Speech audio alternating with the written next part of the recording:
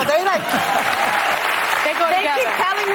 They keep telling me to go back to Mexico, where I was not born. But I do like to visit occasionally. Right. Well, these women were born in the United States, except for one of them. He's telling them to go back. It doesn't matter, though. My little sister was not born in the United States. Right. Okay? Like, and she's American, obviously.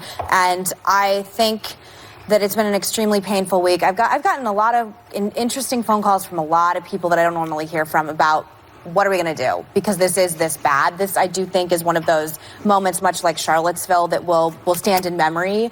And my answer to Democrats is, if you can't beat this, what are you doing? Because this shouldn't be this hard to beat. He's screwing up big time. Okay? I don't know.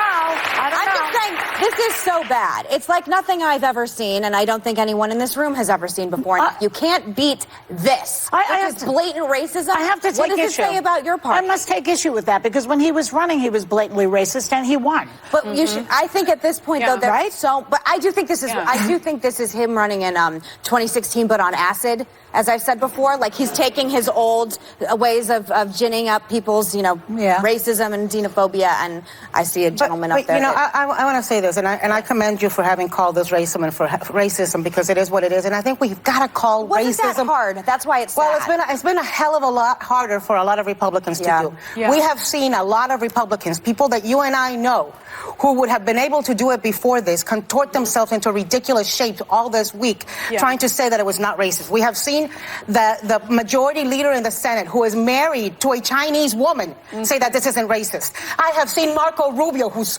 parents came here fleeing poverty, who represents a community where they were told we won't rent to Cubans, to blacks, or to dogs. You can't drink from this water fountain. I have seen him try to justify this. I've seen him call people who are outraged, like me, he calls it self-righteous hypocrites. Let me tell you what self-righteous hypocrisy is. Tweeting Bible verses every day and remaining silent while this president puts children in cages. Preach, girl. That is self-righteous racism. You know what self-righteous hypocrisy is? Representing a community full of Venezuelans and Cubans and Haitians and Puerto Ricans, people who hear it every day, go back to where you're from. And somehow trying to play this as if there is two sides. Who are you referring to again?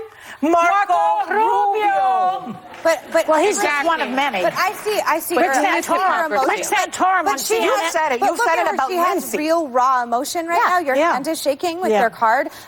You're not the first person I've seen like this week. There's a lot of people, a lot of hardcore conservatives I know that are very, very, very upset. I'm so sorry to hear that. Why don't they open their mouths? Because some of them, you know what, Joy?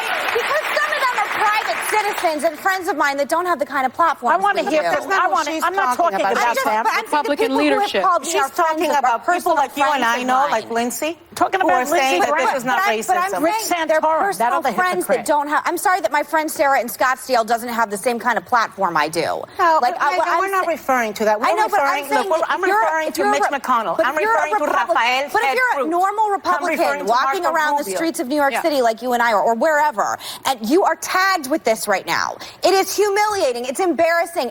I don't know what to do about it anymore. I've said this all week. And the fact that we are tainted with this as Republicans and conservatives, yes, it's cowardice on the other side. I don't know what else I can do other than we are calling it out as loud as we can with the platforms we have. And by the way, there are some people, Tom Emmer, Adam Kinzinger, Congressman Adam Kinzinger, who never disappoints me. He's someone Republicans can look on. Mark Walker. There are other Republicans who have tried it. I still say, where is Ivanka? Where is Mike Pence? Where is Jared Kushner, who is supposed to be the hope in all of this? No, but I want to tell you what we can do about it. We do not vote for this guy. No, but I don't care about the Supreme Court justice. I don't care about the tax bill. I don't care about anything else. We cannot justify voting for a racist. But why are Republican leadership? Why is it that Republican leadership are denouncing the chance, but not the leader of the chance? Why is that complicated? But you can't put your party before your country. They want to get reelected.